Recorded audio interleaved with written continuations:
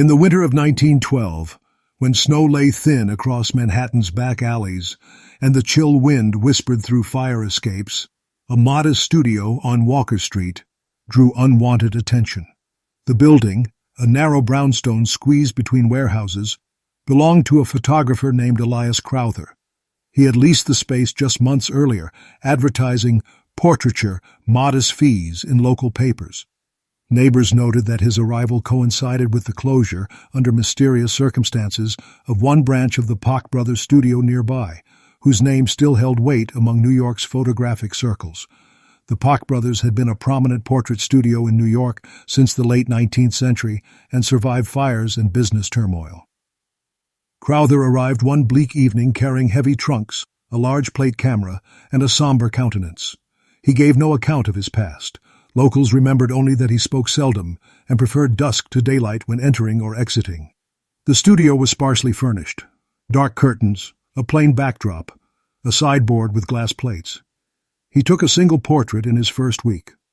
A seated woman in mourning black, expression hollow, her eyes unnervingly fixed on the camera lens. When that single print emerged, neighbors whispered of its oddness. The woman seemed far too gaunt, as though drawn inward. Already rumors circulated that Crowther had once worked under a master of photographic retouching whose clients were reclusive elites. Some claimed he carried knowledge of chemical toning and plate manipulation, unknown to most American photographers at the time. Techniques perhaps lost or forbidden by competitors like Koch brothers in their early rivalry. Crowther's studio sign never illuminated at night. Passers-by would glimpse a single lamp through the shutter, casting odd shadows across glass negatives laid to dry. Within weeks, locals began reporting odd noises, muffled thumps behind boarded partitions, the hiss of steam heating plates, footsteps in dark corners when the studio was supposedly closed. A maid in the building next door swore she heard a woman's cry in mid-evening, though no one responded when she peered through the window. Storekeepers on the block claimed that on some mornings the sidewalk bore faint drops of reddish fluid, never enough to alarm, but enough to stir fear in the hearts of those with imagination. Crowther remained outwardly calm. He declined all social invitations, and according to a clerk who delivered printing chemicals, he would sometimes glance warily at the door, as though expecting watchers. The clerk later recalled his exact words. "I served him bottles in darkness. He paid in crisp bills, never speaking his name." His ledger, discovered years later, lists only one sitter in those months, Mrs. Adelaide Brennan, a widow from the Upper East Side. One night in late January, the Brennan portrait vanished from its frame. Mrs. Brennan wrote later that she found dust strewn, the glass cracked, and the wall behind scraped as if by claws. She insisted the eyes of the print had changed, becoming darker, sunken, more anguished. Authorities dismissed it as vandalism. Yet around the same time, two young women who claimed to seek portrait work said they'd entered the studio but found only corridors leading to locked doors. One said she glimpsed, through a slit in a partition, a pale face pressed close behind glass. At that point, whispers reached the precinct. A constable named Harper made a quiet inquiry. His ledger records a note of suspicion, filed on February 3, 1912, naming Crowther as man of interest, after a cleaning woman reported someone dragging a heavy crate late at night. But no arrest was made. The evidence remained circumstantial. When Constable Harper returned to the studio 3 days later, the front door was locked, the curtains drawn tight against the afternoon sun. He noted the absence of any name on the door and the faint smell of burned chemicals seeping through the cracks. According to the landlord, Crowther had paid 3 months' rent in advance, but had not been seen since the end of January. Inside, the air was heavy, metallic, and strangely damp. Harper found the main chamber in disarray, tripods overturned, shattered glass plates on the floor, a single chair toppled before a half-finished backdrop. What caught his attention most was the back room, a narrow space lined with cabinets, one of which stood slightly ajar. Inside it, stacked among bottles of collodion and mercury nitrate, lay dozens of photographic plates. Each bore the image of the same woman, Adelaide Brennan, but with slight, disturbing differences. In some, her mouth was closed. In others, open as if mid-breath, In one, her eyes appeared almost alive. Harper described in his report that the plates seemed to alter in expression when light struck at certain angles. That note was later dismissed as a trick of perception caused by mercury fumes, yet the phrase alter in expression reappeared in later testimonies. Crowther's ledger, recovered from the sideboard, revealed a pattern of initials beside unrecorded appointments. Investigators speculated that these might represent clients whose sittings were never completed, or perhaps never began. The name Potch Brothers surfaced again in the constable's notes, a comparison drawn by Harper's superior who had once visited their Fifth Avenue gallery. "Those men produced ghosts of society," he wrote, "but this one produced ghosts of the flesh." The following week, city workers cleaning the drain behind Walker Street reported foul water tinted dark red. No human remains were found, only residue from photographic chemicals and fragments of gelatin paper. The coroner concluded there was no cause for criminal inquiry, though he remarked privately that he had never smelled such a mixture of iron and decay. Rumors spread quickly through the tenement row. Some said Crowther had fled to Hoboken under a false name. Others insisted he remained inside, sealed behind a wall of his own making. A newspaper clipping dated February 19, 1912, in the New York Tribune, mentioned a missing photographer of eccentric manners, but the article was later retracted for lack of substantiation. Meanwhile, Mrs. Brennan became withdrawn. Her housekeeper, Mary Fallon, told a reporter she'd found her mistress staring into mirrors for hours, muttering about eyes that do not rest. Fallon described finding one of Crowther's glass negatives delivered by mail with no return address. It arrived wrapped in newspaper, still wet from fixer. She burned it immediately, claiming that as the image blackened, she smelled hair singeing. Doctors at Bellevue labeled her delusional from grief. But in the weeks that followed, other women who had visited Crowther's studio also reported disturbing dreams of being photographed without consent. Each record after that grows vaguer, written in shorthand or unsigned. The police inventory lists chemical residue, non-lethal, wooden crate empty, and portrait frame, broken, glass missing. But one annotation stands apart, written in a different hand, possible connection to disappearance of 2 unnamed models, reported January. No further search was authorized. The property changed hands quietly in spring, purchased by a small advertising company.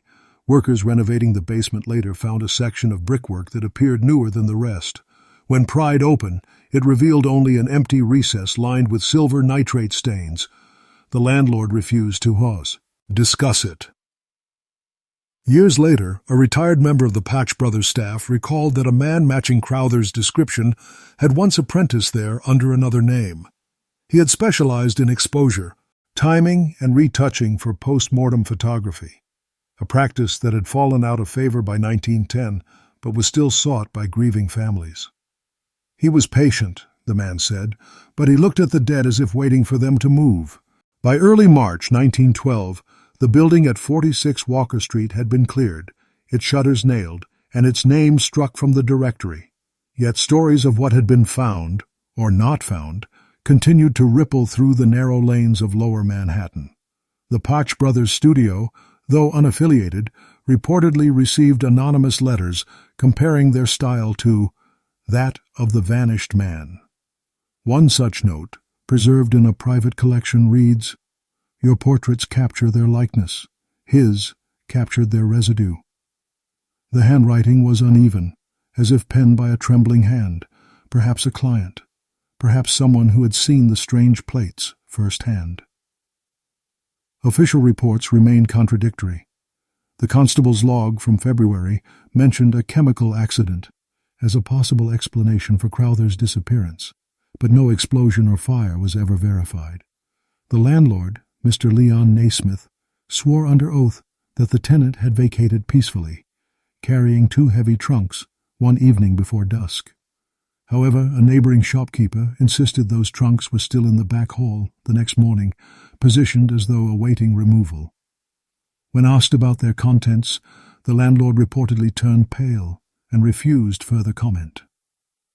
The following year, in 1913, a new tenant, a furniture restorer named Samuel Heller leased the ground floor. Within weeks, he requested to terminate his contract, claiming an odor of spoiled ether and whispers through the vents. His assistant, a young Polish immigrant named Wozniak, told police that he found old photographic scraps beneath the floorboards, all showing fragments of human figures cropped at the eyes. Some were double exposures, others appeared unfinished. One plate, when cleaned and exposed to light, revealed the faint outline of Crowther himself, standing behind a sitter whose face was blurred into shadow. The Bureau of Records archived these findings briefly before misplacing them during wartime transfers in 1917. Among the surviving correspondences from that period, a letter addressed to the editor of the Evening Post stands out.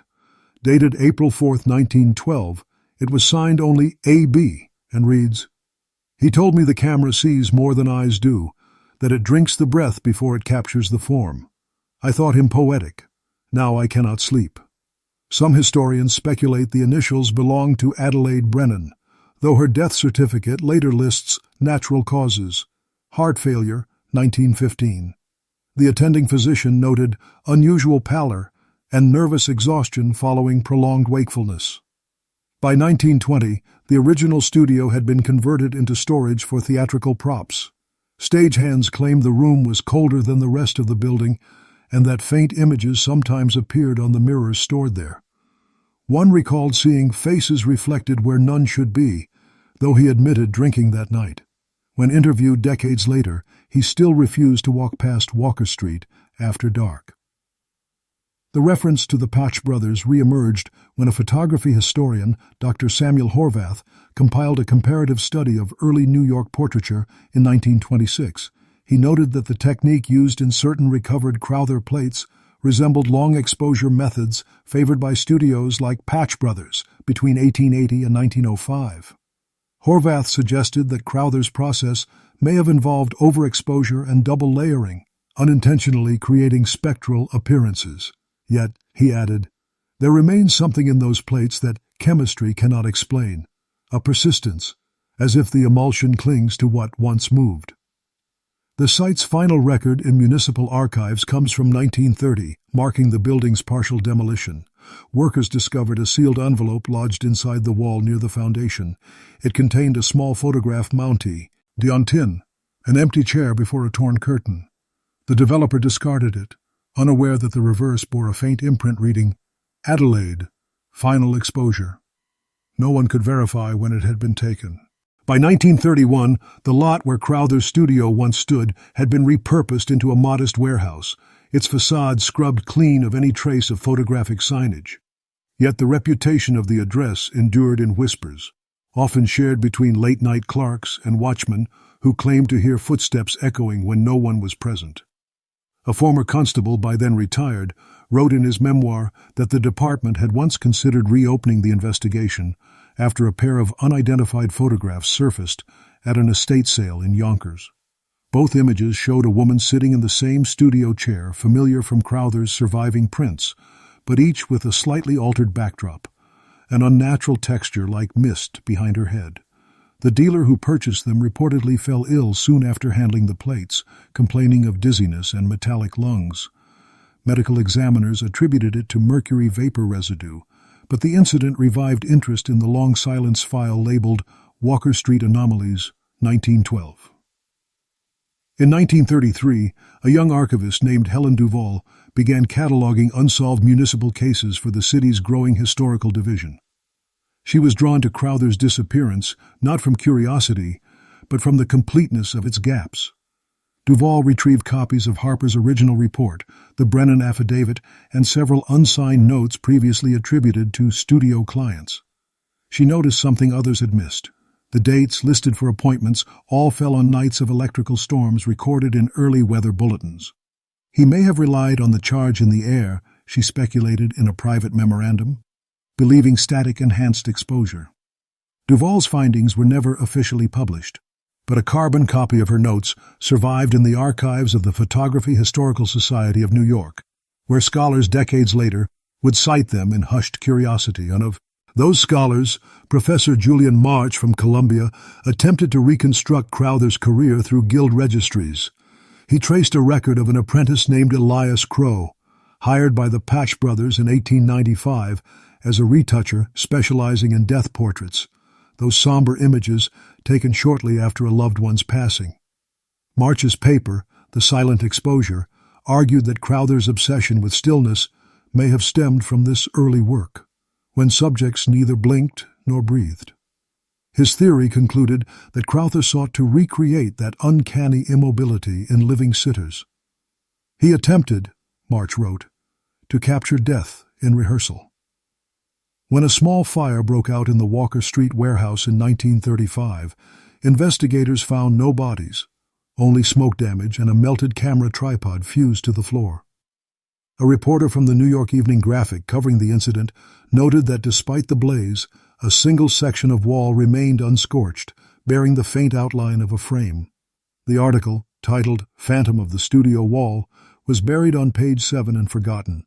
Yet some claim that when the photographer's surviving plates were displayed briefly at a private exhibition in 1938, one of them matched that very outline exactly, an empty chair with a halo of shadow. The Depression years buried much of the case under economic necessity. Documents were lost, buildings repurposed, memory diluted. Still, fragments of the story persisted. In 1940, a janitor cleaning out the city archives reportedly found a sealed tin case labeled, "Crowther, do not open." Inside was a single dry plate wrapped in silk, unexposed. He sold it to a collector, and its whereabouts remain unknown. Those who lived in the neighborhood claimed the air near the site retained a faint tang of silver and ether, even decades later. Children told tales of a man in a dark coat seen briefly in the alley behind what had once been the studio, carrying an old camera that glinted before vanishing into shadow. By the early 1940s, the story of Elias Crowther had faded from public attention, surviving mostly through retellings by aging photographers who remembered his strange methods. Yet beneath that professional silence, quiet fascination persisted among collectors of early portraiture. One such collector, a Brooklyn antiquarian named Horace Linton, acquired a damaged glass plate at an estate auction in 1942. The seller had no record of its provenance except a penciled note reading, "Walker Saint, 1912. Linton cleaned the plate carefully, using traditional solutions, but under lamplight he noticed the same irregular qualities Constable Harper once described, the subject's expression shifting with each angle of illumination. The image, a seated woman wearing mourning attire, appeared serene when viewed head-on, but faintly distorted when tilted, as if her mouth widened imperceptibly into a grimace. Linton enclosed the plate in a padded case and locked it away, writing later that the face on that glass did not belong wholly to life. Historians who reviewed Linton's discovery decades later compared it to the style once popularized by the Patch Brothers, though darker in tone.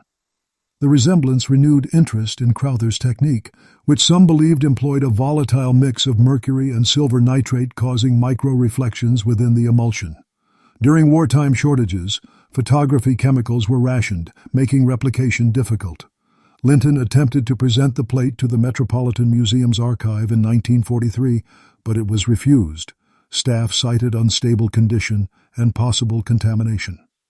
2 months later, Linton was found unconscious in his workshop from mercury poisoning. He recovered, but the plate disappeared, listed as possibly stolen. He died a year afterward, leaving only a brief letter describing a woman's reflection that blinked after exposure. In those essaying years, the district surrounding Walker Street changed character entirely. Factories replaced the old residential row, and with them vanished the original foundations of Crowther's studio. Yet workers reported occasional power fluctuations and cold drafts when laying new conduits beneath the building. One electrician, interviewed in 1946, claimed his tools stopped mid-operation as though the current had been drawn elsewhere. "It was like something pulled the charge out of the wire," he said, echoing Helen Duvall's earlier speculation that Crowther may have relied on atmospheric energy for his exposures. The surviving city directories list no further occupants by Crowther's name. but a 1951 census record in Trenton, New Jersey, mentions an E. Craw age consistent with Crowther's presumed years, occupation listed as portrait finisher. When local police followed the lead, they found the address vacant, the lease signed under a false post office box. Inside the residence, the landlord discovered chemical stains on the wallpaper and a single camera stand etched with the initials EC. Nothing else remained.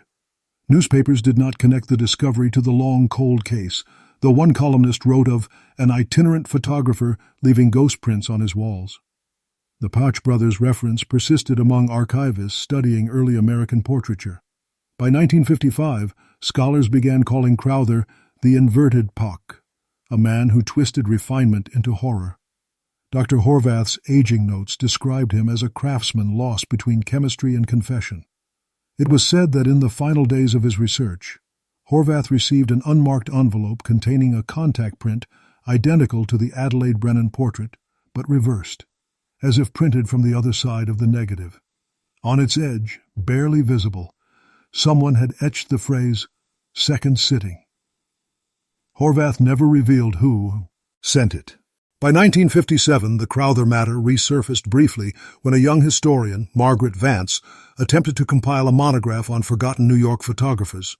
She unearthed fragments of correspondence between guild members from 1909 to 1911, mentioning a quiet retoucher named Elias who could lift a face from one plate and rest it upon another. The letters, preserved at the New York Historical Society, described his process as layering light upon the departed.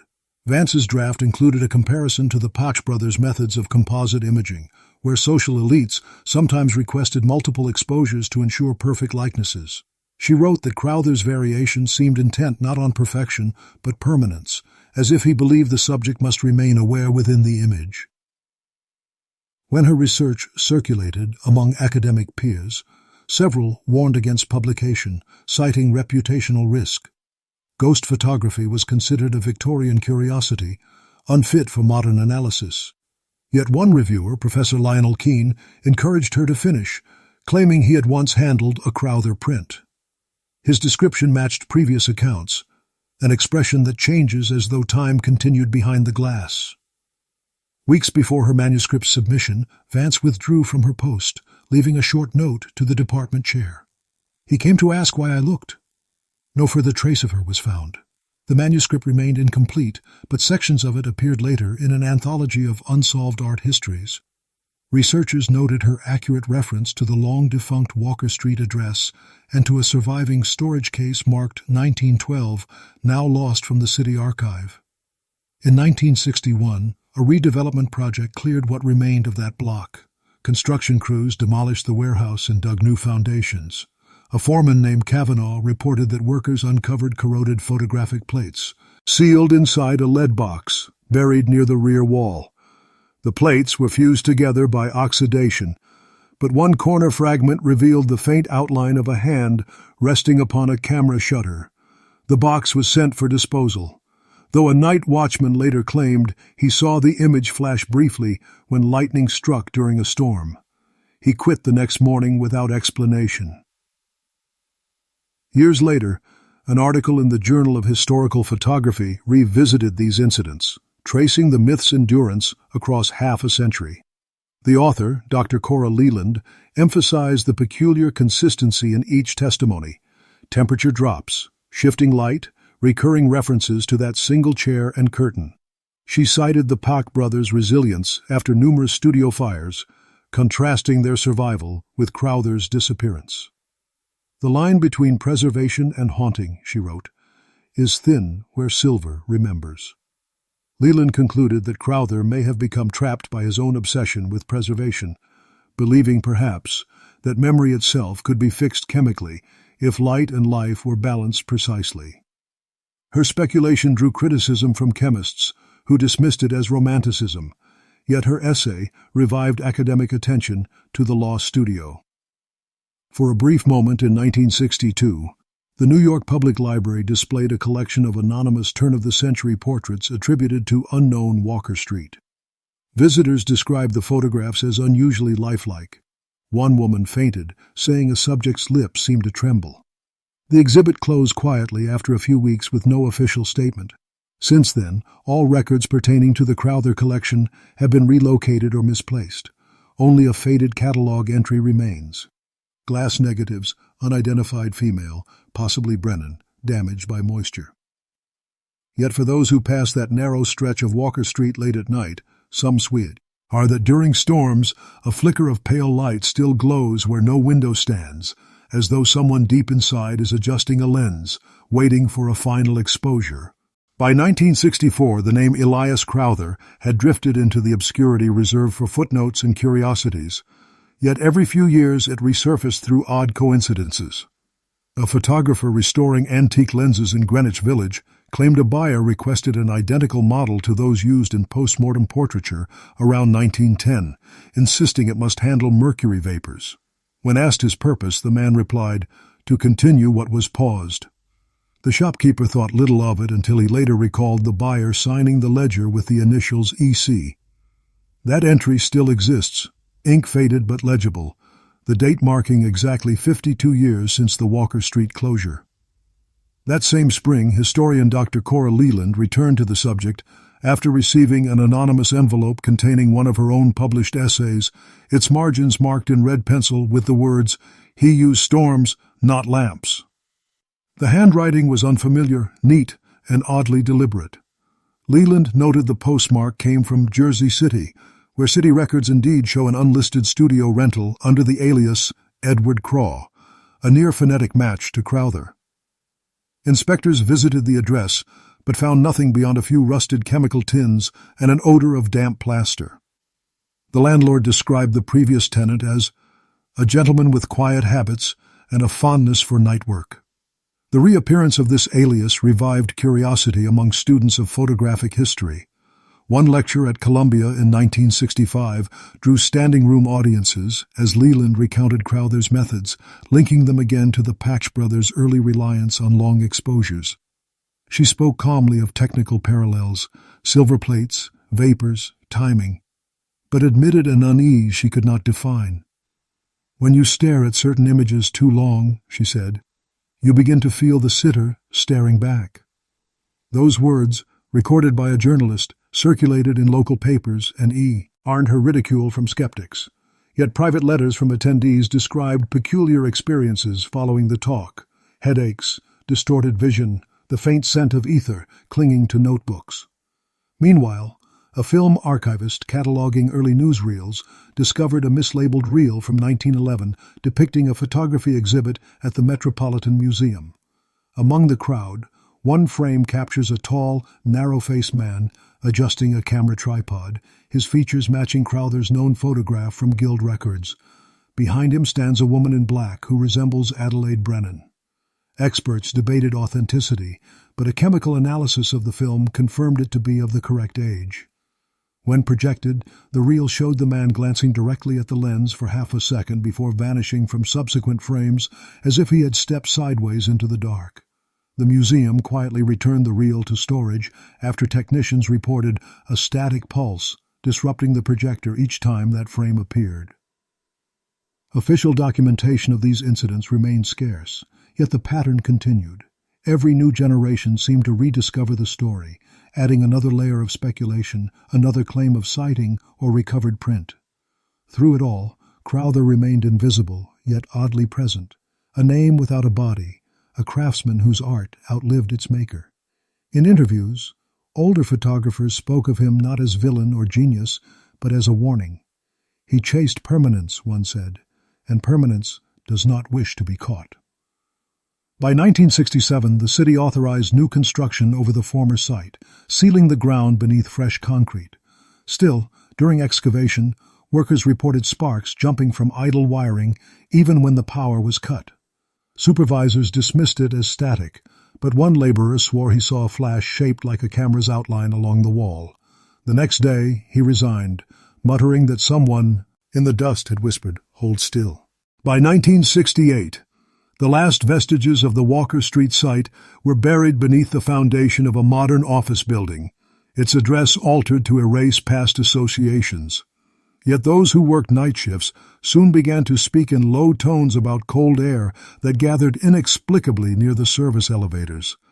The janitor, a man named Ortiz, reported hearing faint clicks echoing through the ductwork, 3 in succession like a camera shutter. He thought little of it, until one night he discovered old bricks embedded behind a loose section of plaster near the basement loading dock. On one of them, someone had carved a crude initial, EC. When Ortiz mentioned this to his supervisor, he was told to ignore it and stop feeding old ghosts. Still, he took a Polaroid of the brick as proof, but the image developed black, as though the camera had refused to see it. Above ground, urban renewal erased much of Lower Manhattan's 19th century architecture, but local historians struggled to preserve what little record survived. Dr. Leland, nearing retirement, published her final article in the Historical Review of Photography in 1969. It recounted how the Koch brothers, after nearly a century of business, had once employed several itinerant assistants whose records were incomplete. Among them was one listed only as E. Crow, dismissed for chemical negligence. She suggested that this figure might indeed have been Elias Crowther before his self-imposed exile. To understand his work, she wrote, we must imagine a man convinced that light itself could resurrect memory. Her tone remained calm, almost reverent, yet she ended with a peculiar admission that she had received by post a modern photograph of herself taken from behind her study desk, one she had never posed for. The sender was anonymous, the print unmarked except for a faint silver haze along the edges. That same winter, power outages struck repeatedly across the block. Maintenance crews traced no fault.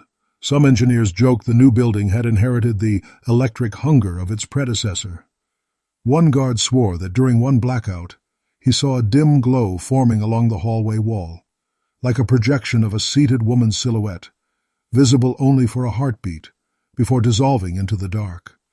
He left his post that same week. The growing folklore attracted a few documentary researchers during the 1970s, many seeking parallels with other urban legends. One, a public access producer named George Milner, attempted to film a short segment about the Macabre photographer myth in 1973. His crew interviewed longtime residents and recorded B-roll inside the basement with permission from management. The footage was never aired. Technical notes mentioned camera malfunctions, unexplained static, and film fogging despite sealed canisters. Milner later told colleagues the fogging revealed vague human forms half burned into the emulsion. The negatives were eventually lost in a warehouse fire 3 years later, and his documentary remained unfinished. By 1980, Crowther's name had become a shorthand among New York photographers for overexposed obsession. Mentions of him persisted in trade journals whenever discussions turned to preservation ethics. Yet in private gatherings, older artists sometimes recalled the phrase supposedly found scrawled behind the studio's wall. Adelaide, final exposure. Whether genuine or invented, it lent the legend a melancholy logic, that the photographer had pursued an image so perfect it consumed both sitter and maker. Each generation repeated the story slightly differently, always anchored to that same street, that same vanished man, that same flicker of light against a brick wall when the power falters during a storm. Records end, buildings change, but in moments of silence between. Thunder and flash. Some swear they still hear the faint metallic click of a shutter from somewhere below. By 1982, the myth of Elias Crowther had transcended local rumor, appearing in lectures and fringe publications that blurred scholarship and folklore. One slender volume, Ghosts in Silver, Unexplained Photography of the Gilded Age, dedicated an entire chapter to the Walker Street negatives. Its author, an amateur researcher named Stephen Hall, claimed to have obtained a surviving plate through a private collector. He described it as uncomfortably vivid, the sitter's eyes showing reflections that shift position between glances. Hall mailed the plate to a laboratory for authentication, but received it back shattered, the technician explaining that static discharge had cracked the glass during handling. Hall wrote that fragments of the emulsion still bore a suggestion of breathing.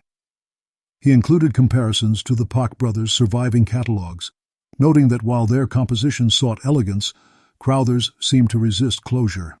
In some plates, shadows extended beyond the backdrop, as though the subject leaned forward from the frame. Hall's research attracted ridicule.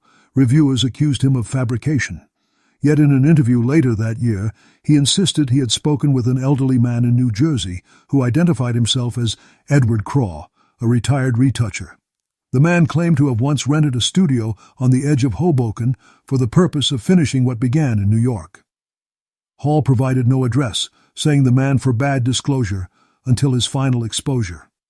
When Hall revisited the neighborhood that autumn, he found the building under demolition. Workers told him they had uncovered blackened photoplates fused to metal conduit inside a wall cavity. They described them as half-human, half-smoke.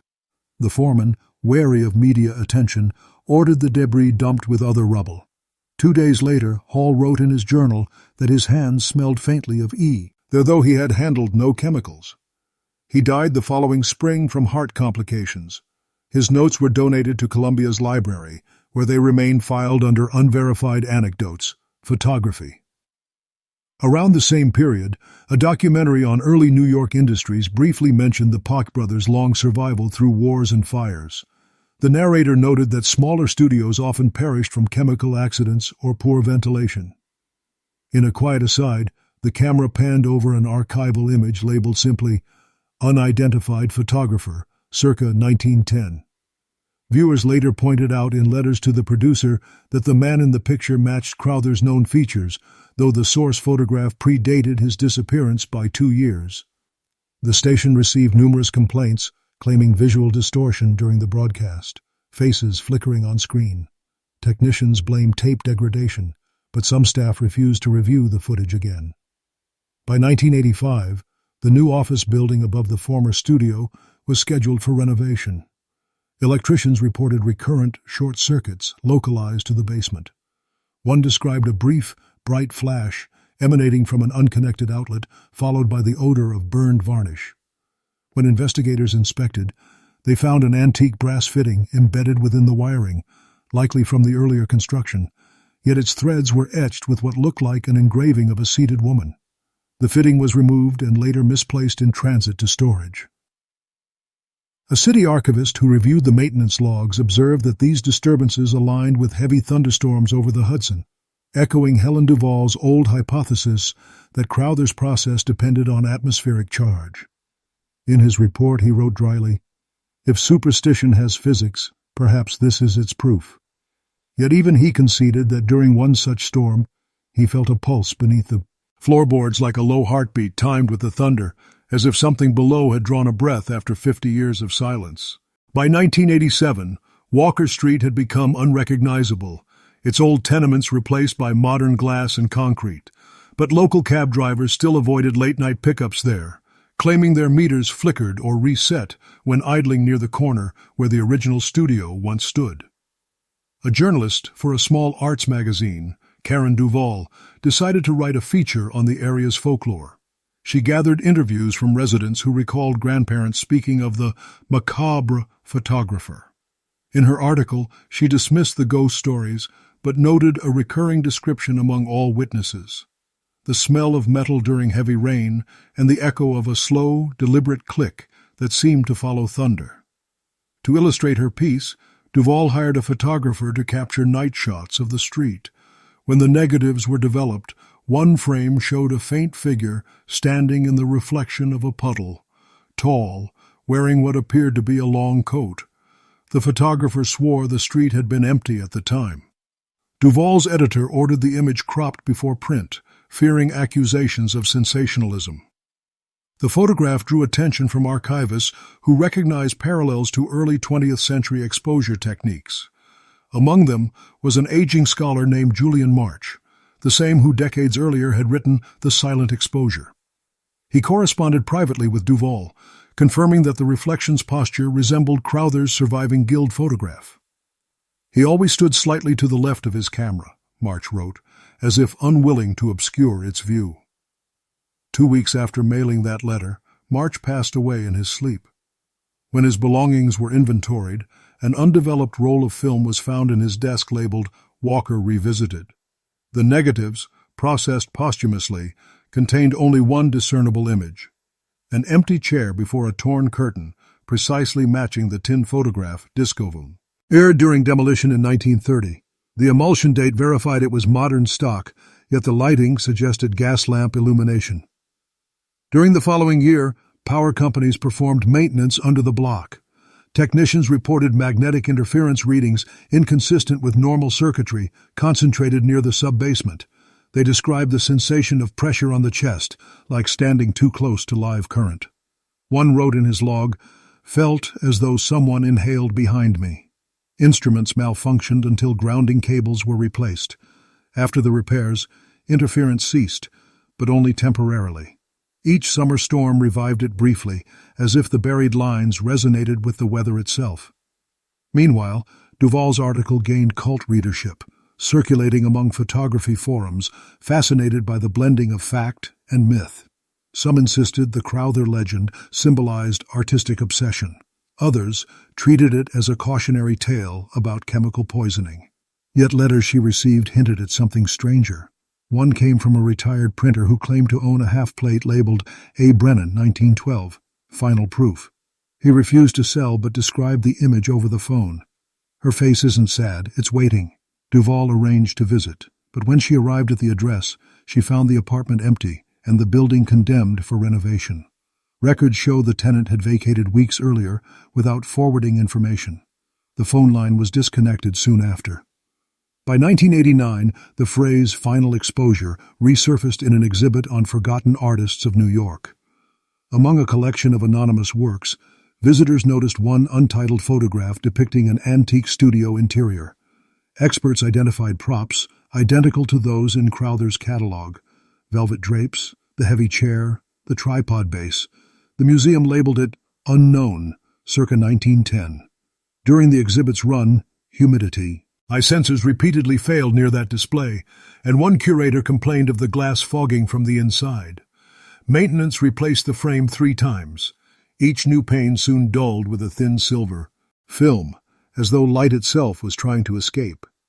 By 1990, renewed urban development along Walker Street brought excavation crews once more into the ground Crowther had occupied nearly 8 decades earlier. During foundational drilling, workers encountered a dense pocket of ash and broken glass, unlike the surrounding soil. Within it lay fragments of photographic plates fused into what geologists described as a metallic stone. The discovery made local news only briefly, under the headline, "Chemical Remains Found Beneath Office Complex." Experts attributed the anomaly to residual silver nitrate reacting over time with groundwater. Yet, those who handled the fragments noticed fine etchings across their surface, parallel lines resembling fingerprints. When analyzed under magnification, the grooves formed patterns similar to human eyes, repeated endlessly across the plate, overlapping until indistinct. The artifact was transferred to a private laboratory, and the sample log lists the recipient as Craw-Looted, a firm with no registered address. The object was never returned. At roughly the same period, a photographer named Alan Price began producing portraits in the city that critics called eerily antique. His studio, operating under dim tungsten bulbs, used techniques abandoned since the 1920s: mercury toning, wet collodion, and hand-gilded negatives. When questioned about his influences, Price smiled thinly and said he admired a forgotten master from Walker Street. He declined to elaborate, claiming to have studied lost manuals found in an attic. Those who visited his workspace described a faint hum of electrical current during exposures, as though static built inside the walls. In interviews, he often repeated one phrase: "Hold still, and the truth will settle."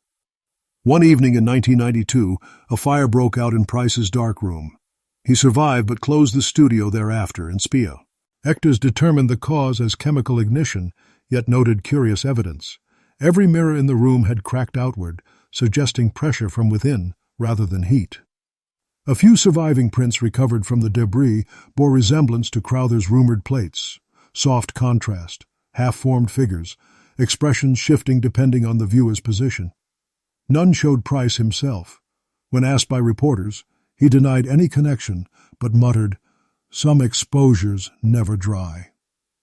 After this incident, references to Crowther and the Koch brothers appeared together more frequently in art retrospectives discussing photography's haunted legacy. Scholars remarked that while the Koch brothers represented memory preserved with dignity, Crowther embodied memory unwilling to die.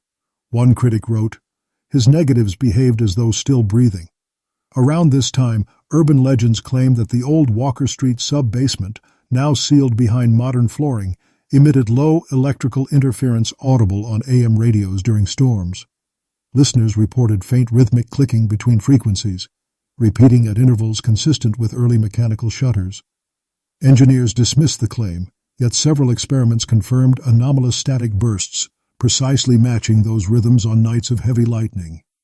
The last credible sighting associated with Crowther's legend occurred in 1995, when a maintenance engineer performing routine checks in the same building claimed to see a dim glow along the concrete floor, forming a square outline like an old photograph's border. In its center appeared a seated silhouette, indistinct but human, visible for less than a second before fading. He resigned 2 days later, submitting only one sentence to his supervisor. It looked back. By the late 1990s, the Crowther legend had drifted into the realm of urban mythology, traded across early internet forums dedicated to haunted art and lost media. Most dismissed it as a fabrication born of decayed police files and misread technical reports, yet scattered witnesses still emerged. In 1997, a graduate student at Columbia, writing her thesis on the Koch brothers' influence, requested access to restricted materials once stored in the defunct city archive. The curator handed her a small envelope mislabeled Chemical Incident 1912. Inside, she found a fragment of photographic glass sealed in wax. When placed under low light, the surface reflected not her face but a dim interior, curtains, a chair, and the outline of a man standing slightly aside from a camera. She assumed it was a trick of texture until she realized the angle shifted with her breathing. She resealed the fragment and never completed her thesis, leaving a final note to her advisor. "He's still working." The envelope disappeared soon after. Reports of electromagnetic fluctuations persisted in the office complex built over the site. Security logs from 1999 mention repeated sensor activations between midnight and 3 a.m., though no intrusions were recorded. Guards complained of headaches and static discharges around the lowest level. One incident report describes a monitor that flickered to a black and white frame showing a man in vintage attire standing in front of the camera. The feed returned to normal seconds later. Technicians blamed outdated equipment, yet a printout of that frame circulated quietly among staff before management confiscated it. Some swore the man's hand rested on what looked like an antique tripod. A handwriting analyst later confirmed faint initials, EC, scratched into the base of the tripod in the image. In the same year, restoration work on surviving Koch brothers' Nagat archives revealed an anomaly. One plate, long misfiled, showed an unknown male figure in the background of a family portrait dated 1909. The exposure time and lighting made the presence impossible. He stood too sharply rendered for the long shutter, his eyes level with the lens, his outline faintly doubled. Archivists recognized Crowther's features, but could not explain the technical precision. The plate was displayed briefly at a symposium before being withdrawn after reports of emulsion instability. By 2001, local historians proposed a commemorative plaque for the former Walker Street photographic district. The request was denied for lack of verified record. Still, visitors during walking tours claimed their digital cameras malfunctioned near the corner, images overexposing into blank silver light. One tourist uploaded a corrupted file that, when processed, revealed a partial image of a studio wall and an inscription barely visible along the bottom edge. Adelaide, second sitting. The metadata placed the exposure time at 0 seconds, as though the picture had never been taken at all. By 2003, the area surrounding Walker Street had transformed into high-end lofts and cafes, its industrial past forgotten by most residents. Yet those who lived nearest to the basement level of the renovated complex reported small, persistent disturbances, lights dimming without cause, photographs falling from walls, cell phones capturing brief flashes of silver before freezing. A tenant named Julia Harper, no relation to the old constable, began collecting testimonies after experiencing what she called the studio pulse. She described waking nightly to the sound of an old camera shutter winding in the next room, though no such device existed there. Her notes, later published online, mentioned that the rhythm always preceded thunderstorms. She began researching the property's history and stumbled upon Cora Leland's archive papers at Columbia. Among them she found the line, "He used storms, not lamps," underlined twice. Harper recorded an audio log during one such night, whispering about the air growing metallic and her reflection in the window, delaying by half a breath. The recording ended abruptly with a faint metallic click. She moved out a week later, leaving her keys and recorder behind. When the building superintendent played the file for police, the same click repeated 3 times after her last word, identical to early mechanical shutter cadence. Technicians found no digital corruption. That same year, an exhibition titled Echoes of Exposure, Lost Photographers of New York featured a restored image attributed to the Koch brothers, dated 1908. In the far corner of the photograph, curators noticed a shadowed figure resembling Crowther adjusting a lamp. The image drew little public attention until viewers online began noting that in high-resolution scans, the figure's hands seemed blurred into multiple positions, each aligned with the shutter of a camera. Experts at Teague attributed the effect to motion during long exposure, but some remarked the distortion extended beyond the frame, faintly imprinting onto the background. When museum staff attempted to remove the display due to humidity damage, the glass reportedly fractured outward, leaving the image intact beneath. During restoration, a technician noticed the silver backing forming words along the crack, "Final exposure." In later interviews, she insisted she had not imagined it. The photograph was resealed and archived, but its catalog number was later expunged from the digital system, replaced by a blank field. In 2006, construction crews repairing water lines beneath the block struck a patch of brickwork older than any mapped foundation. Embedded within it was a rusted metal hinge, likely from the original studio door. The hinge bore acid scars, consistent with long exposure to photographic chemicals, and faintly engraved beneath the corrosion were the initials A.B., Adelaide Brennan. The find was logged, stored, and eventually misplaced during renovations. A year later, the complex suffered a brief blackout following a lightning strike. Security cameras captured a flicker of light traveling along the basement wall before cutting out. When power returned, one camera displayed a single frozen frame of an empty room, lit as if by gas lamp, and a voice faintly audible on the audio track whispering, "Hold still." By 2008, the legend of the Macabre photographer had gained a small but devoted following online. Forums dedicated to forgotten artists shared grainy scans of supposed Crowther images, half-erased faces, shadows with visible pupils, hands misaligned by fractions of a second. Most were proven hoaxes, yet one image defied verification. A glass plate photograph of an empty chair before a torn curtain. The caption, handwritten in fading ink, Walker Saint, 1912. Experts noted that the emulsion formula used was consistent with early 20th century techniques discontinued after 1915. The plate appeared aged, but not artificially distressed, leading some to suspect it was genuine. The owner, an anonymous collector from Newark, claimed he'd inherited it from a retoucher who disappeared in 1951. When examined under infrared light, faint lines emerged across the curtain, resembling the outline of a woman's face. The collector refused further tests, stating, "It changes when you measure it."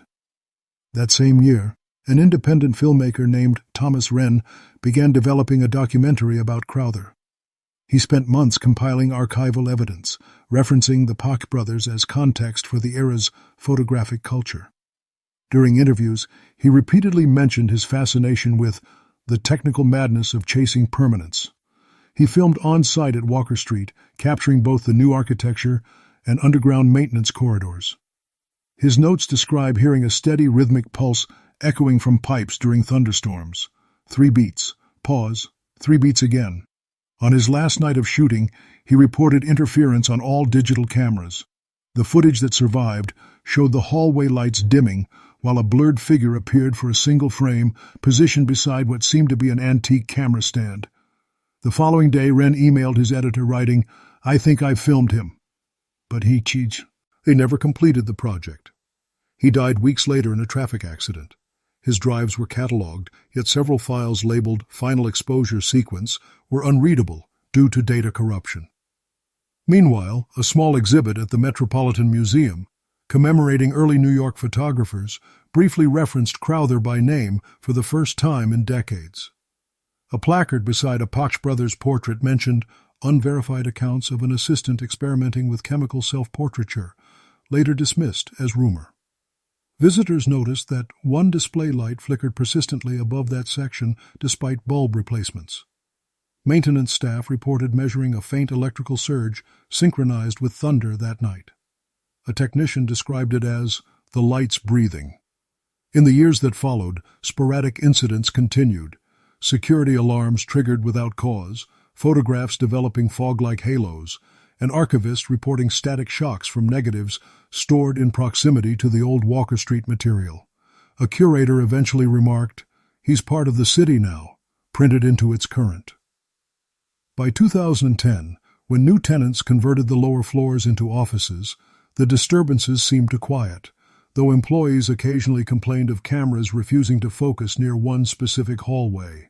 One photograph taken during a company event later revealed a faint, suited figure standing behind the group, his face blurred by vertical streaks of light as if in mid-exposure. The photographer deleted the file immediately, claiming discomfort he could not explain. By 2012, exactly a century after the disappearance of Elias Crowther, local historians organized a private symposium titled Walker Street and the Birth of Modern Photography. The event drew scholars, skeptics, and collectors. Among the speakers was a quiet researcher named Daniel Royce, who presented a paper linking the Crowther mystery to the technological legacy of the Koch brothers. He argued that Crowther's experiments represented an early attempt at electrical flash synchronization, explaining the recurring storm connections in police and witness reports. Royce displayed projected scans of old negatives, images showing faint outlines of sitters surrounded by spectral halos.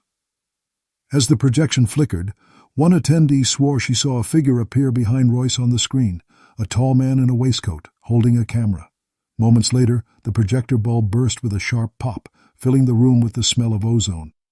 The conference adjourned early, and the building's circuit breakers failed for the remainder of the day. Later analysis of the footage revealed nothing unusual beyond a static frame, briefly resembling a human silhouette. Soon after, rumors spread that Royce had received an anonymous package containing an antique camera wrapped in oilcloth. Its brass plate was engraved, Walker Saint Studio. He refused interviews but mentioned to a colleague that he could hear ticking inside the shutter even when it's closed. He died quietly that winter of an apparent stroke. The camera was never found. His notes, recovered from his office, ended with a single line. He knew how to keep light awake. Meanwhile, archival footage from Thomas Wren's unfinished documentary resurfaced through a preservation project. Restorers enhancing corrupted frames uncovered a few seconds of stable imagery, a static shot of an empty studio with a faint oscillation of light near the back wall. In one frame, the blurred outline of a seated woman became visible, Adelaide Brennan's features unmistakable from surviving portraits.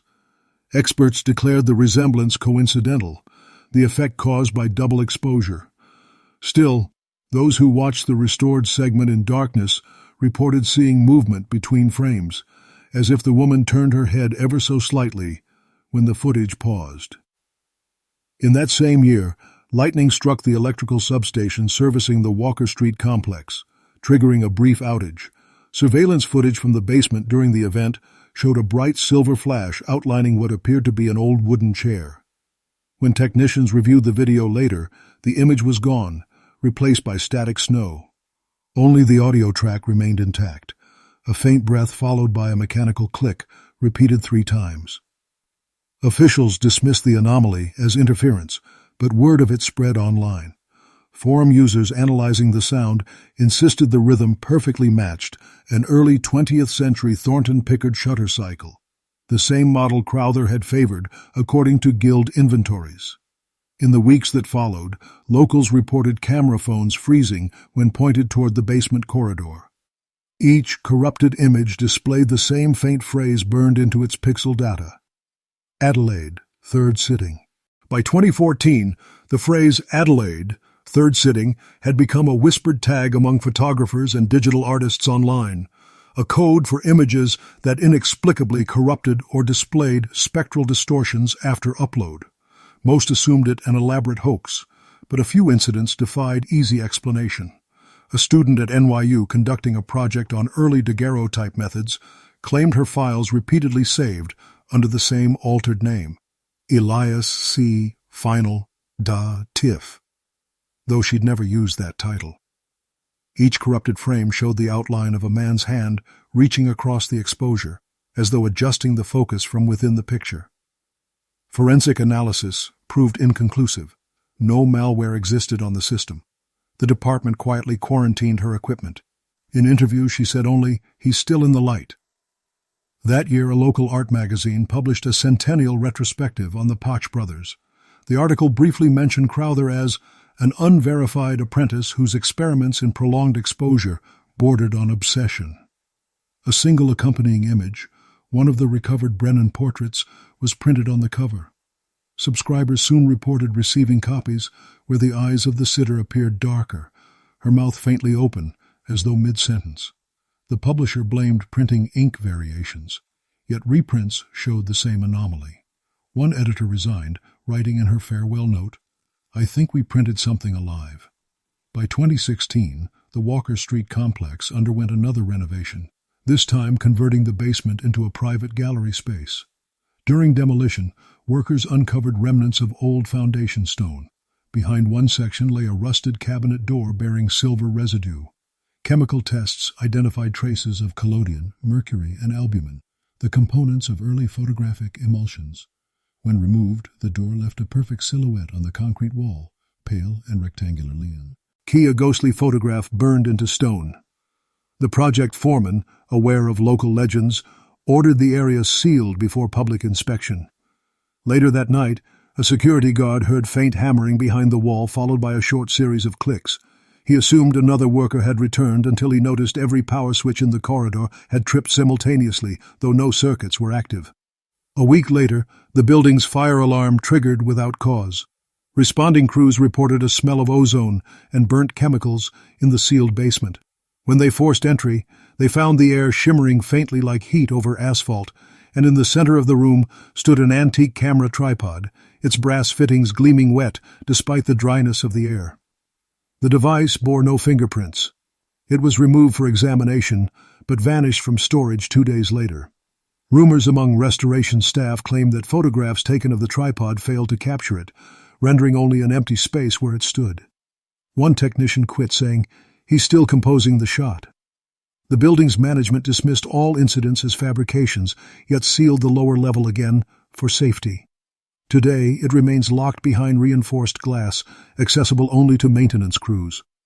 Those who pass by during storms report hearing a single metallic click echoing faintly from below, followed by the brief smell of ether and something like burnt silver. By 2018, the sealed lower level of the Walker Street complex had become an unlisted attraction for the curious. Office workers on upper floors told newcomers not to linger by the stairwell after dark. Some swore they could feel a pulse beneath the soles of their shoes when thunder rolled over the city. A slow, measured beat, like the winding of a clockwork spring. The building's night supervisor, Samuel Ortiz Jr., whose father had once reported the carved EC brick decades earlier, documented these claims in a private log. His entries detail intermittent electromagnetic surges and flashes of cold light that left metallic residue on the railings. Ortiz recorded one such surge on video, a faint glow outlining the shape of a man standing near the locked glass barrier. The figure's head tilted slightly toward the camera, and for a fraction of a second, a reflection resembling an antique lens shimmered where the face should have been. The footage was sent to building management, but was deleted from their server the same night, without explanation. In 2019, a team of architecture students petitioned for permission to survey the basement as part of a study on historical construction. Their request was denied, yet one student later claimed they had gained brief access through a maintenance hatch. In interviews posted anonymously online, she described the space as cold and very still, like the air before a photograph is taken. On the far wall, she found a section of newer cement that looked smoother than the surrounding concrete.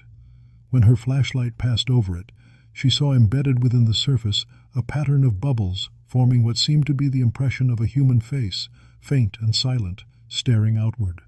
The others insisted they saw nothing, but the student swore she heard a quiet voice behind her whisper, "Just one more." She dropped her light and fled, leaving her Mara behind. Weeks later, she received a flash drive by mail containing a single image, a photograph of herself standing in that basement corridor, eyes closed, illuminated by unseen light. No sender was identified. In 2020, during a citywide electrical upgrade, workers reopened conduits under Walker Street. Technicians noted irregular grounding near the sub-basement cables.